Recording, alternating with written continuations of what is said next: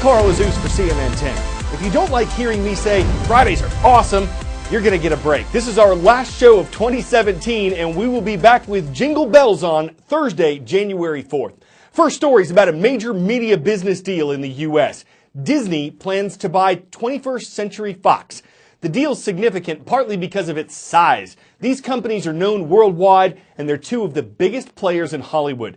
Disney owns the Disney Studios, stores, theme parks, and cruise line. It owns TV channels like ESPN, and it has part of the internet streaming service Hulu.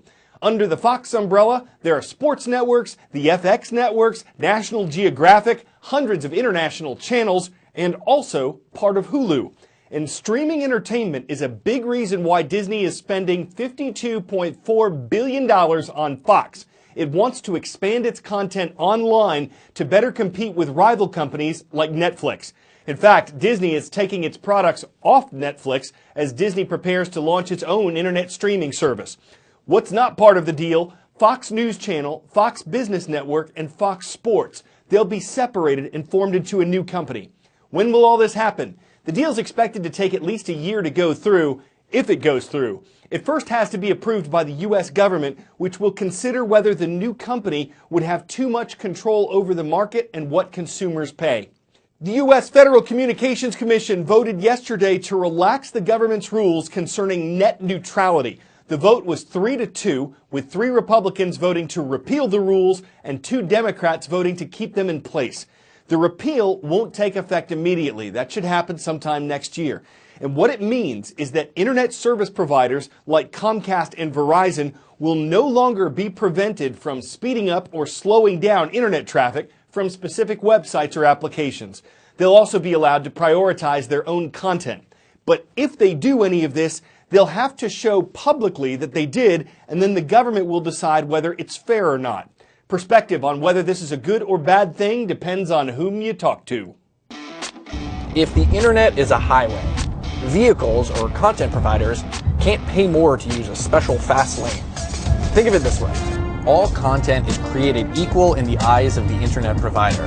That's the basic tenet behind net neutrality. So if the internet is neutral, then the internet providers are treated basically like public utilities. Comcast or AT&T, they couldn't slow down or speed up certain content. But if net neutrality ends, some companies are going to be stuck in that slow lane. The rules that made the net neutral were put in place during the Obama administration. This set of principles, the idea of net neutrality, has unleashed the power of the internet and given innovators the chance to thrive. But now, things are going in a different direction. Ajit Pai is now the chairman of the FCC. He's a former lawyer for Verizon. Entrepreneurs are constantly developing new technologies and services, but too often, they are unable to bring them to market for consumers because outdated rules or regulatory inertia stand in the way. To him, repealing net neutrality will lead to innovation, that it'll get the government out of micromanaging the internet. The internet providers will have more money, they'll then invest more in infrastructure, and we'll have faster streaming. But while deregulation certainly has earned the praise of the telecommunications industry, on the other side of the coin, you have tech companies and consumer advocacy groups. The open question now, will repeal of net neutrality lead to innovation or to a traffic jam? 10-second trivia. Which of these Smithsonian museums was the first to open? Natural History Museum, Museum of American History, Air and Space Museum, or Museum of the American Indian? Having opened in 1910, the Natural History Museum was the first on this list to be open to the public. Housed under a green dome on the National Mall in Washington, D.C., the Natural History Museum has its own insect collection. Remember the ones you had to collect and pin for science class? This place has 30 million. Today's great big story takes us behind the scenes at the Museum of Natural History, where 99% of its artifacts are actually kept. We have sound speed. Sound rolling. Ready, Kirk? Okay. Roll picture. The Smithsonian's National Museum of Natural History has over 144 million objects, like this narwhal tusk. My name's Kirk Johnson, and I'm in charge of all of them. 99% of the collections are behind the scenes, and these are the people that work with them. This is Carla Dove from the Division of Birds. Here in the Division of Birds, we have somewhere around 620,000 museum specimens, and that represents about 85% of the diversity of birds in the world. You look at these specimens and you realize that this is where the science is really going to start. We're using our collections to identify birds that collide with airplanes and help us improve aviation safety. Dr. Bob Robbins, curator of butterflies and moths. I have been professionally employed as a lepidopterist who works on butterflies for about 35 years. This is the essence of my being, is to know everything about butterflies. There's a whole world out there that, unless you look very closely, you don't see. And it's an interesting world, it's a fascinating world, and it is full of practical value for human beings. This is Ellen Strong, curator of mollusks. What I love about this collection is its breadth. We estimate that we may have as many as 20 million specimens.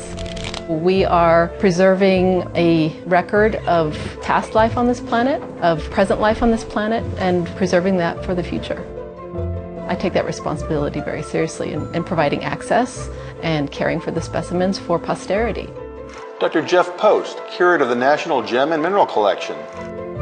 Minerals in this collection go from something that formed maybe in the last few tens of years to others that formed more than 3 billion years ago. We know right now there are more than 5,000 minerals that make up the Earth.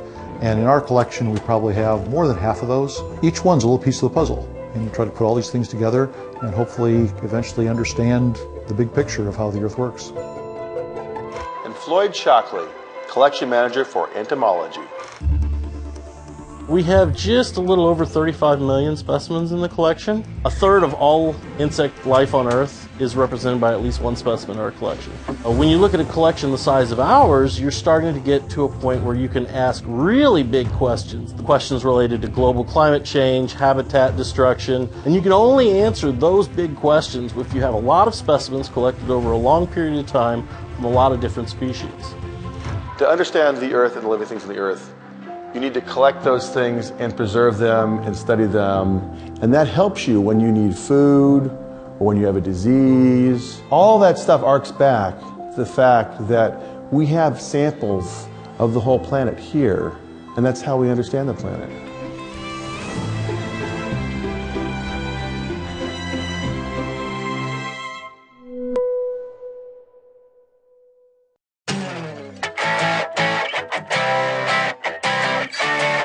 It's very Merry Christmas Island for carcinologists. Those are folks who study crustaceans, and this is part of the annual red crab migration on Christmas Island in the southern Indian Ocean.